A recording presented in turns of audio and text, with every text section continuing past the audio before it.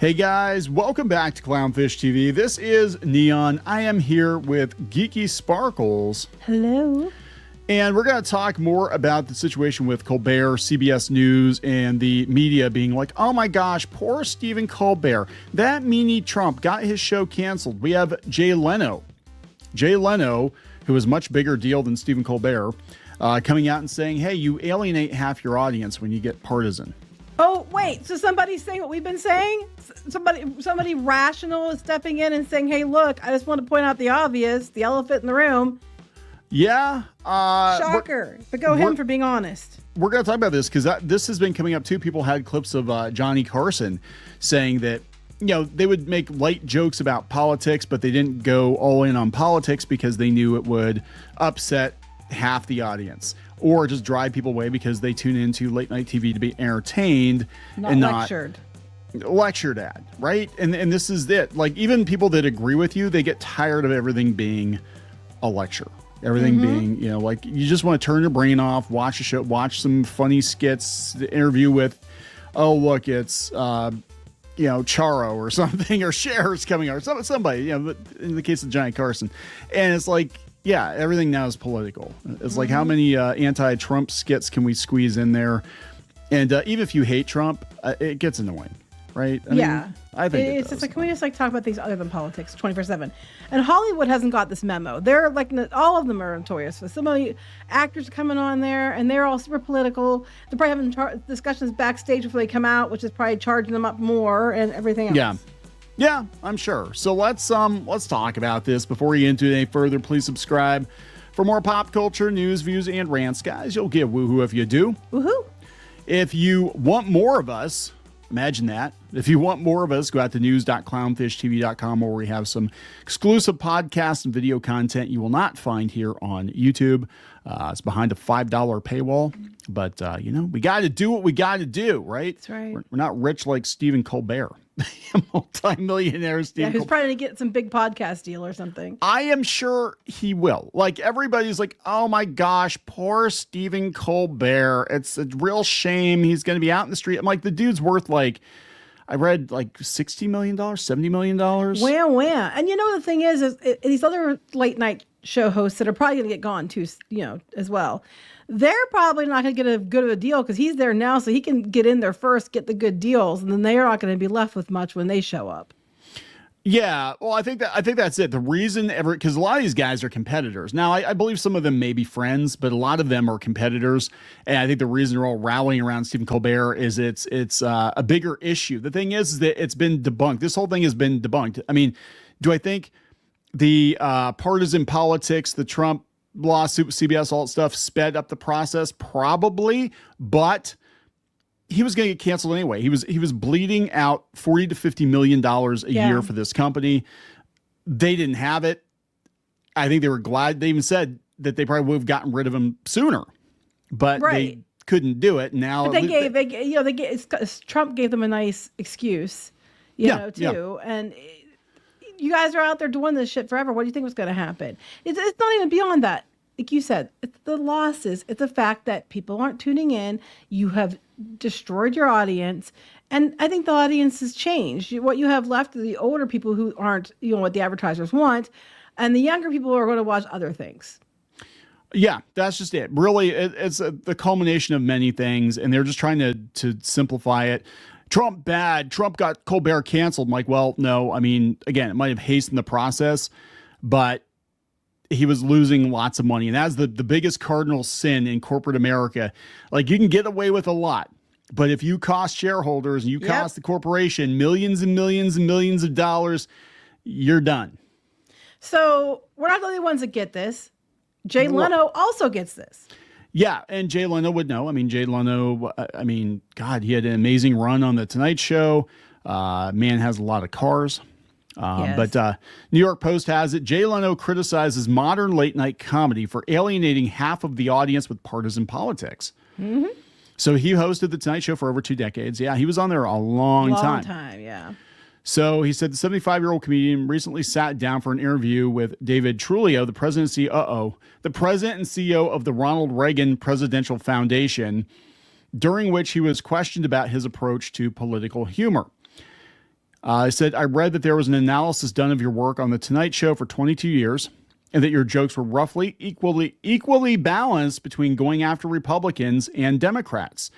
Did you have a strategy? Yeah, it's called common sense and not shitting where you eat. Yeah, if you're gonna do it right, and you want to have mass appeal, then you're gonna have to take aim at both sides or take aim at neither side. I mean, that's just the way it works. So Leno said, it was fun to me when I got hate letters like, "Dear Mr. Leno, you and your Republican friends," and "Well, Mr. Leno, I hope you and your Democratic buddies are happy over the same joke." Yeah, the thing is, we've done that before too. Like, for somehow, for the longest time, we were somehow alt-right Yahtzees and libtards at the same time. At the same time. Yeah, it depends, because people, look, everything gets filtered through somebody's personal worldview. And so they're going to listen to something and they're going to be like, well, I agree with you 99%. That 1%, yeah, I don't agree with you. And I hate you, Clownfish. Now you're one of them. Yeah, whoever them is. Though, it could be the other side. It could be the whatever. We literally would get these in the same video. Somebody was mad that we weren't far enough one way, and then people were like, we were too far the other way. And we'd literally be called libtards and or liberal snowflakes and alt-right Yahtzees at the same time for the same things. It's like, would you make up your mind? Because I'm confused. We had people in the comments the other day on, I forget what it was. Oh, no, I know. It was the Hulk Hogan thing. Because I said, hey, even if and I never made excuses for Hulk Hogan's behavior. I mean, he did some pretty shitty things, right? But he still was a pop culture icon. He still was a legend. He was probably the most popular wrestling figure of all time. I mean, at least if you're gonna make fun of him, if you're gonna take a piss on him, wait till the body's cold. And these people were just saying horrible things. I know. Well, they were mad because I didn't do the same thing for Ozzy Osbourne. The thing is that I didn't know people were attacking Ozzy Osbourne when he died. I didn't either. Because in my circle, nobody was attacking Ozzy Osbourne in our circles because Ozzy Osbourne was a freaking legend. So if you're out there looking for people attacking Ozzy Osbourne, there probably were. They said it was a bunch of like conservative Christians, ultra Christians, or something. I don't even know. Probably somebody who misinterpreted things and like, look, ball lightning. I don't know what to tell you. But like, I didn't see as much of it as I did in the case of Hulk Hogan, because it was all over the place on social media with Hulk Hogan. Like, as soon as he was dead, people were. Anyway, we had people in the comments that were like, you mask off. You're a Trump supporter. I'm like, just because I said you shouldn't say shitty things about the dead when they literally just died. And I went on for probably 10 minutes about the lack of decorum, regardless of who it is. If they just passed, you don't want to be happy about unless they're literally Hitler. You're not a conservative because, we use pronouns. It's called fuck you. Anyway. Yeah. He said that was good. This is Leno. So that's how you get the whole audience. Leno went on to note how late night comedy has changed amid the current divisive political landscape. Now you have to be content with half of the audience because you have to give your opinion. Mm-hmm. That's the thing. Like they push like, what do you better say the right thing so I'm happy so you can validate me. That does happen though. I mean, I can tell you people get mad like I'm not watching you anymore because we didn't like the same movie they liked or said this, we didn't like something they did. And it's like, look, I don't care if you agree with me or not on the thing. I think you can enjoy it. You can enjoy or not enjoy what you don't want to enjoy. I'm not going to like think less of you for that if you don't agree with me. And some of these people cannot stand it. This is how, okay, guys, I know it's hard to imagine, but this is how it used to be. When Trulio asked if Leno had any advice for comedians today, the Jay Leno's Garage host referred to his longtime friendship with Rodney Dangerfield. I knew Rodney for over 40 years. I have no idea if he was a Democrat or a Republican. We never discussed politics. We just discussed jokes. Well, that's how it used to be. You didn't know people voted. You never asked them who'd you vote for. It was never a litmus test to be your friend or not. Because if you knew them as a person, and how they voted was irrelevant. Yeah. And back then, you just didn't know, and you didn't brag about it. You didn't tell anybody. No one asked you. It wasn't their business, and you went about your day. He said, to me, I like to think that people come to a comedy show to get away from the things, the pressures of life, whatever it may be. And I love political humor. Don't get me wrong. But it's just what happens when people wind up cozying up too much to one side or the other.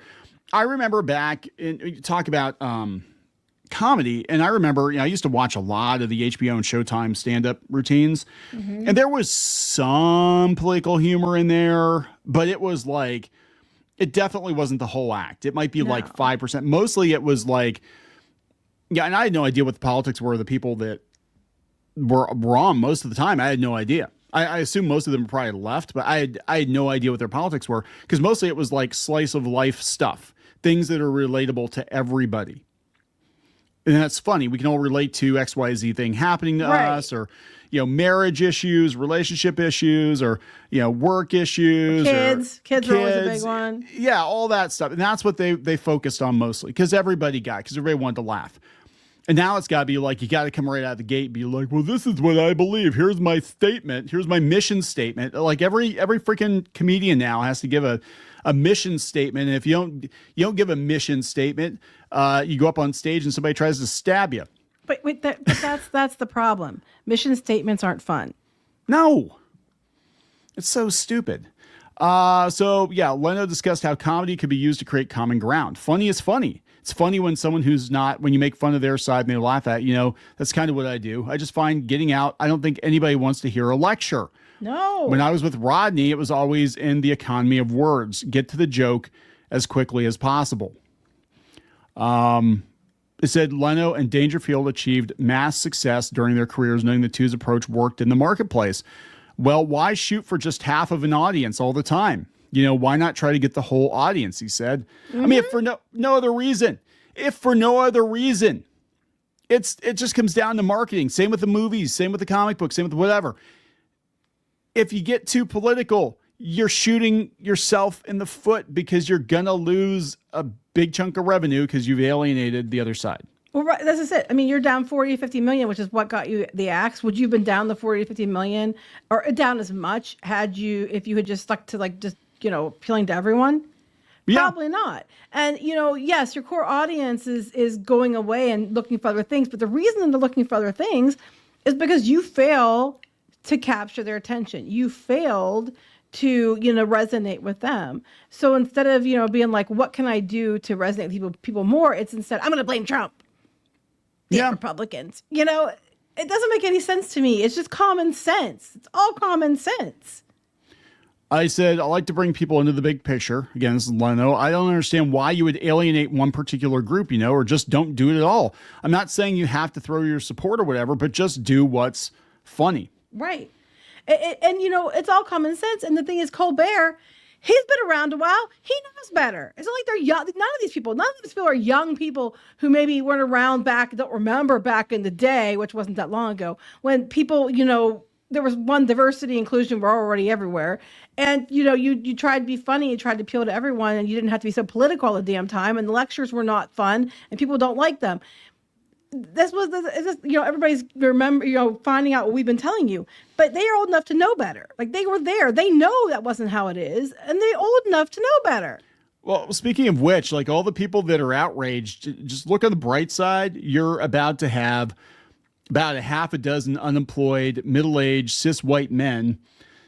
There you go. Millionaires who are going to be out of work. There you go. Right? So, but yeah, they just went on to talk about the economics of it, and just that, even according to the New York Times, this thing was losing money. Again, I can't say that the Trump stuff didn't factor into it at all. They probably looked at it as a potential liability, but they also gave the guy a 10-month notice. 10 months. I know. Who gets a 10-month notice? Who gets a 10-day notice anymore? It's not a firing. It's just, we're not renewing your contract. Right. That's what it is. It's all it is. And this happens all the time. It's nothing new. Yeah, and he's going to jump ship to a cushy new gig someplace else. I guarantee it. They just want to use the opportunity to dunk on Trump because they're mad, because they're losing. I mean, this whole partisanship, this hyper-partisan environment that we're in, I know it seems like it's normal because we're so used to it, but it's not normal. Okay? Well, once upon a time, these dudes could be funny without being political. Yeah. Once upon a time. But now they can't. All right, so we're going to wrap this up. Yes. Please subscribe for more pop culture news, views, and rants. We'll talk later. Bye. For more pop culture news, views, and rants, go to news.clownfishtv.com. That's news.clownfishtv.com.